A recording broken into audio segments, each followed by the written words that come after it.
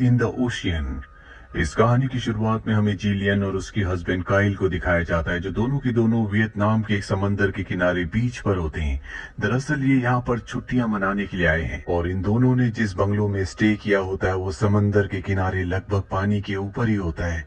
दरअसल जिलियन का कुछ महीने पहले मिसकैरेज हुआ था, जिस वजह से बहुत ज्यादा परेशान होती है। उसका हस्बैंड काइल उसे बहुत अच्छे से संभालता है। ये दोनों के दोनों डाइव के लिए समंदर में जाते हैं, जहां पर काइल के पैर पर चोट लग जाती है और यहाँ पर दिखाया जाता है कि जिलियन को खून देखकर अपना पास्ट याद आने लगता है, जब उसका मिसकैरेज हुआ था। लेकिन एक बार फिर से काइल उसे संभालता और वापस ले आता है। अब जब जिलियन अपने घर पर बात कर रही होती है, तभी न्यूज दिखाई जाती है कि समंदर में बहुत बड़ा तूफान आने वाला है। लेकिन ये इस बात पर ज्यादा गौर नहीं करते और जब काइल और जिलियन रात को सो रहे होते हैं, तभी समंदर की लहरें इनके घर से, इनके बंगलों से टकराना शुरू हो जाती है। शुरू में इन्हें आम बात लगती है, क्योंकि अक्सर यहाँ पर ऐसा होता रहता है, और जल्दी समंदर की लहरें पूरी तरह से इनके लकड़ी के बंगलों को अपनी चपेट में ले लेता है। इनका बंगलो अब पानी में बह रहा है। तभी देखते हैं कि किनारे पर कुछ चट्टाने हैं। हालांकि जिलियन वहां पर जाना चाहती है, लेकिन काइल उसे मना कर देता है। वो कहता है कि इस तूफान में हमें इसी के अंदर रहना चाहिए। अब कुछ देर बाद इनकी आंख लग जाती है और जब सुबह जिलियन उठती है तो देखती है कि चारों तरफ पानी है। ये दोनों के दोनों समंदर के बीच में फंस चुके हैं। जिलियन को काइल पर बहुत गुस्सा आता है, क्योंकि उसने काइल से कहा था कि समंदर के किनारे चट्टानों पर उन्हें चले जाना चाहिए, लेकिन काइल ने उससे मना कर दिया था। और अब इस समंदर के बीचों बीच है, इतनी दूर इन्हें यहाँ कोई नहीं देख सकता। साथ ही जिस लकड़ी के घर के अंदर इस वक्त ये होते हैं, धीरे धीरे वो खराब हो रहा है। जल्दी इन्हें यहाँ से निकलने का कोई ना कोई रास्ता ढूंढना होगा। यहाँ काइल के पैर पर बहुत गहरी चोट लग गई होती है, इसीलिए वो तैर नहीं सकता। ना ही इनके पास खाने के लिए खाना है और ना ही पीने के लिए पानी। काइल जिलियन से कहता है कि तुम्हें नीचे जाकर देखना होगा, वहां पर खाने पीने की कुछ चीजें हो सकती है। जिलियन को हालांकि पानी में डर लग रहा होता है, लेकिन फिर भी वो पानी के अंदर जाती है और वहां से एक बैग ले आती है जिसमें पानी होता है। वो उस पानी को काइल को पिलाती है। काइल जिलियन से कहता है कि तुम चिंता मत करो, मुझे पूरा विश्वास है कि कोई ना कोई हमें ढूंढने के लिए यहाँ पर जरूर आएगा। अब ये यहाँ पर सूरज की किरणों से बॉटल के थ्रू आग जलाने की, धुआं पैदा करने की कोशिश करते हैं, ताकि धुएं को देखकर कोई इन्हें बचाने के लिए आ जाए, पर ये ऐसा नहीं कर पाते। इसके बाद दोनों के दोनों वहीं पर लेट जाते हैं और तभी इन्हें एक हेलीकॉप्टर की आवाज सुनाई देती है। जिलियन देखती है कि आसमान में एक हेलीकॉप्टर है, पर वो इनसे बहुत दूर होता है, इसीलिए हेलीकॉप्टर वाले इन्हें नहीं देख पाते और जिलियन की आंखों के सामने वो हेलीकॉप्टर वापस चला जाता है। हालांकि जिलियन चीख रही होती है, चिल्ला रही होती है, लेकिन वो जिलियन की आवाज नहीं सुन सकते। अब कुछ देर बाद जिलियन देखती है कि इनसे बहुत दूर एक शिप है। वो हाथ हिलाकर उन्हें इशारा करने की कोशिश करती है, लेकिन शिप की दूरी की वजह से शिप वाले जिलियन को नहीं देख पाते। काइल की भी आंख खुल जाती है और वो बोतल से एक बार फिर से आग जलाने की कोशिश करता है। इस बार वो कामयाब हो जाता है और धुआं उठना शुरू हो जाता है, पर इससे पहले कि शिप वाले इस धुएं को देखते, शिप इनसे काफी दूर जा चुका है। ये दोनों एक बार फिर से हताश हो जाते हैं, लेकिन इनकी मुसीबतें यहाँ पर खत्म नहीं होती। धुआं उठाने के लिए जो इन्होंने आग लगाई थी, अब वो पूरे के पूरे घर में फैल जाती है। आग इतनी बढ़ जाती है कि इन्हें उस घर से नीचे कूदना पड़ता है। ये दोनों के दोनों समंदर के पानी में कूद जाते हैं और इनकी आंखों के सामने इनका पूरा का पूरा घर, जो कि इनका एक शेल्टर था, वो चल जाता है। इनके सामने कुछ लकड़ी के टुकड़े होते हैं, उन्हीं के सहारे ये तैरते हैं। पर काइल के पैर में घाव है, चोट है जिससे खून निकल रहा होता है और खून की स्मेल से शार्क इनकी तरफ आना शुरू हो जाती है। काइल कहता है कि हमें जल्दी से लकड़ी के किसी बड़े टुकड़े के ऊपर बैठना होगा।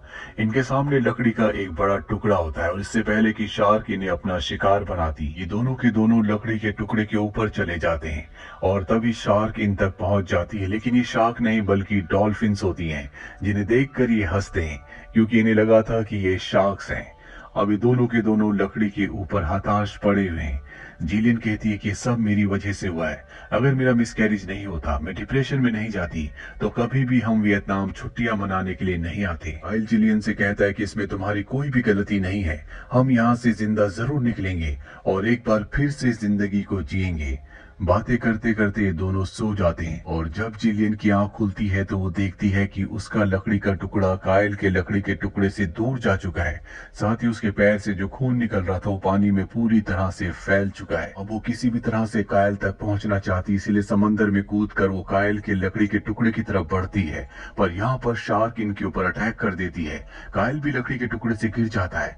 जिलियन किसी तरह से लकड़ी के टुकड़े के ऊपर जाती है और कायल को ऊपर खींचने की कोशिश करती है, पर तब तक शार्क उसके ऊपर कई बार हमला कर चुकी होती है। जिलियन किसी तरह से लकड़ी के टुकड़े को पतवार बनाकर उस बड़े लकड़ी के टुकड़े को, जिस पर वो खुद होती है और उसका हस्बैंड नीचे लटका हुआ होता है, शार्क से दूर ले आती है। जिलियन बहुत ज्यादा थक चुकी होती है, इसीलिए वो सो जाती है।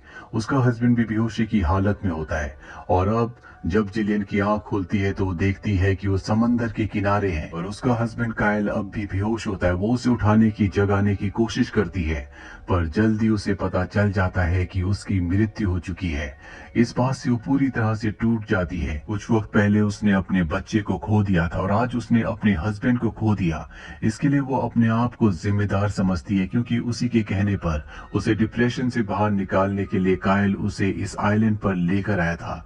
वो जोर जोर से चिल्लाने लगती है और वहीं पर गिरकर बेहोश हो जाती है। सुबह जब उसे होश आता है तो वो देखती है कि कायल की बॉडी वहां पर नहीं है, क्योंकि समंदर की तेज लहरें उसे बहाकर दोबारा समंदर के अंदर ले गई होती है। वहां पर बड़ी बड़ी शार्क्स हैं।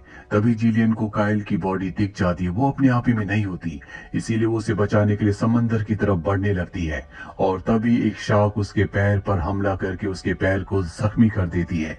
जिलियन होश में आती और वापस समंदर के किनारे बीच पर आ जाती है। वो देखती है कि चारों तरफ धूल उड़ रही है।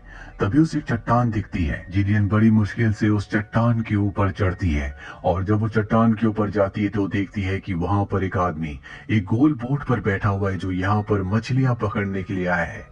उसे एक उम्मीद नजर आती है। वो जल्दी से उस आदमी के पास जाती है और उसे समझाने की कोशिश करती है कि उसके पति की मृत्यु हो चुकी है, वो यहाँ इस आइलैंड पर फंस चुकी है, लेकिन ये एक वियतनामी है, इसे इंग्लिश नहीं आती। जिलियन उसे बड़ी मुश्किल से समझाती है कि उसे मदद की जरूरत है।